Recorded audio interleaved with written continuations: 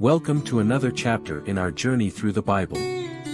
Today, we delve into the story of the Tower of Babel, found in Genesis 11. This passage speaks of humanity's ambition, unity, and ultimately division. We'll explore the deeper meanings behind these verses, uncover archaeological evidence, and connect this ancient Middle Eastern story to our modern world. Let's embark on this journey together. The unity of humanity. At that time, the entire world had one language and a common speech. Humanity was united, working together toward a common goal. They moved eastward and found a plain in Shinar, where they settled. This verse highlights the power of unity and shared purpose.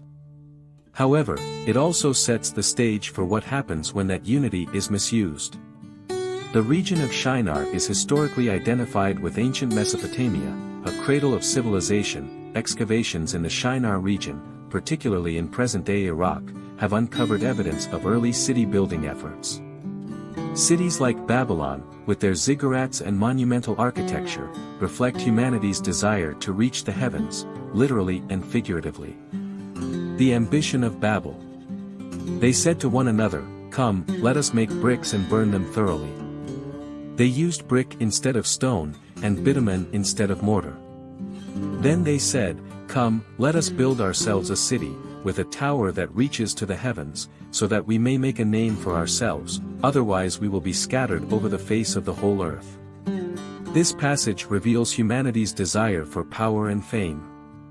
The Tower of Babel symbolizes humanity's attempt to defy God's authority by seeking to establish its own legacy, independent of divine guidance. Ziggurats, massive step structures found in Mesopotamia, are reminiscent of the Tower of Babel. These structures were religious centers and also symbolized the connection between heaven and earth. The ziggurat of Ur, for example, was a testament to human engineering and religious devotion. God's response. But the Lord came down to see the city and the tower that the people were building.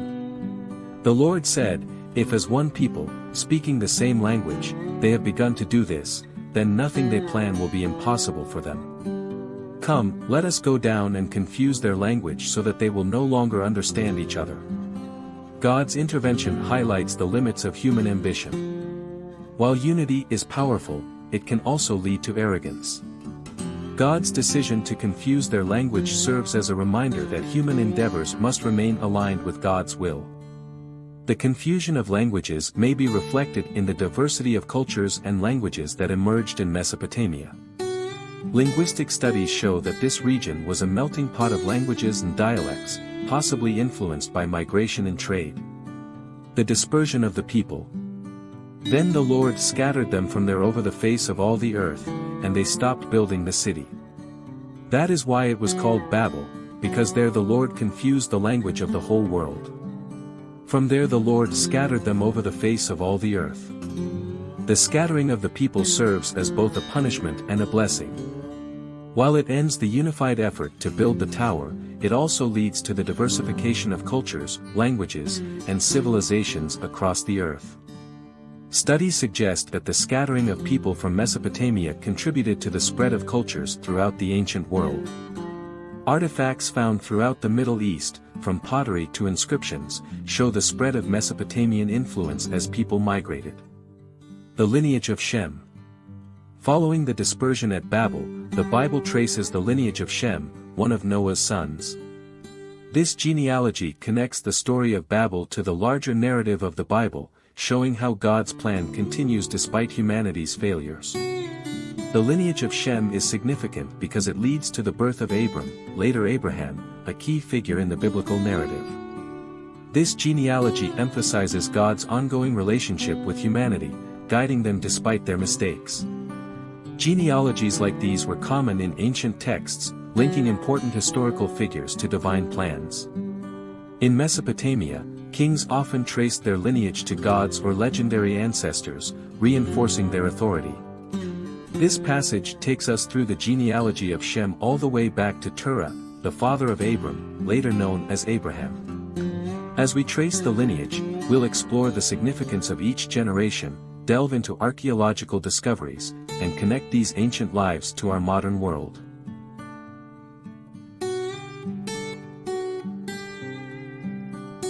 The lineage continues. After Shem became the father of Arpachshad, he lived 500 years and had other sons and daughters.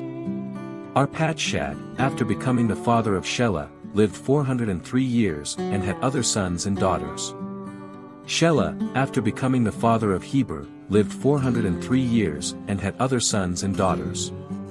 The longevity of these figures is not just a record of years, but a testament to the continuity of God's covenant with humanity through the generations. Shem's lineage is crucial, for it leads to the birth of important biblical figures, especially Abram. In ancient Mesopotamian records, genealogies often had profound meaning, linking rulers to divine or semi-divine ancestry. These genealogies found in the Bible show a continuity of faith and purpose across the generations. The meaning of Heber. Heber became the father of Peleg and lived 430 years after he became the father of Peleg. The name Heber is significant because from him comes the name Hebrew. Peleg, after becoming the father of Reu, lived 209 years and had other sons and daughters. The name Heber gives rise to the term Hebrew, which signifies not only a lineage but a cultural and spiritual identity. This transition marks the establishment of a people set apart for God's purpose. The term Hebrew has been found in ancient texts, such as Egyptian inscriptions, referring to a nomadic group known as the Habru. This supports the idea of a distinct group of people, possibly linked to the biblical Hebrews.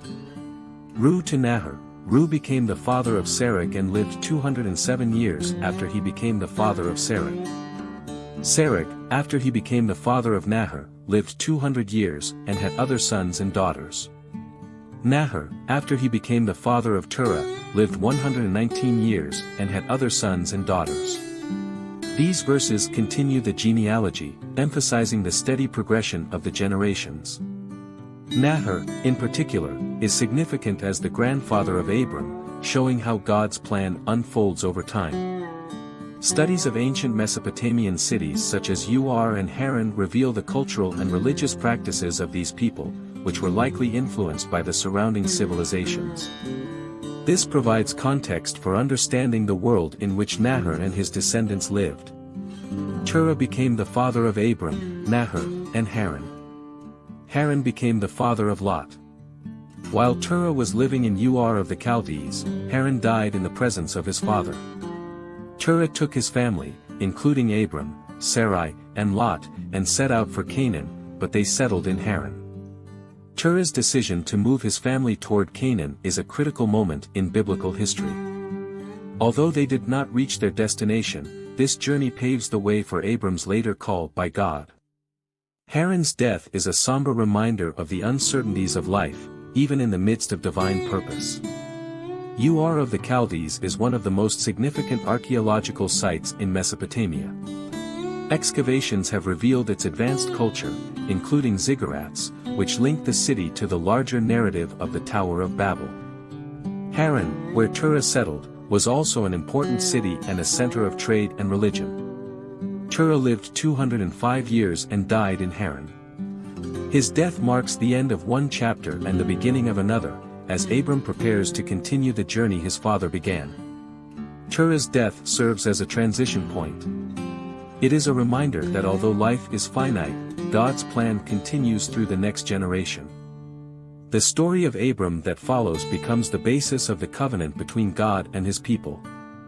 The importance of Haran as a city is further highlighted by the fact that Terah and his family settled there. Archaeological discoveries at Haran, including inscriptions and artifacts, suggest that it was a thriving center during Terah's time. The story of the Tower of Babel reminds us of the dangers of pride and the importance of humility. It teaches us that unity without purpose can lead to destruction, but when aligned with God's will, it can achieve great things. Let's reflect on how we use our talents and abilities, ensuring that we build not for our own glory, but for the glory of God. The genealogy in Genesis 11 is more than just a list of names, it is a testament to God's enduring promise. From Shem to Terah, we see a line of faithfulness leading to Abram, who will play a central role in the history of God's people. Let's reflect on how our own lives are part of a larger narrative, shaped by both the past and the future. If you enjoyed this video, be sure to like, share, and subscribe to the channel. And remember, each day is a new opportunity to call on the name of the Lord. Until next time.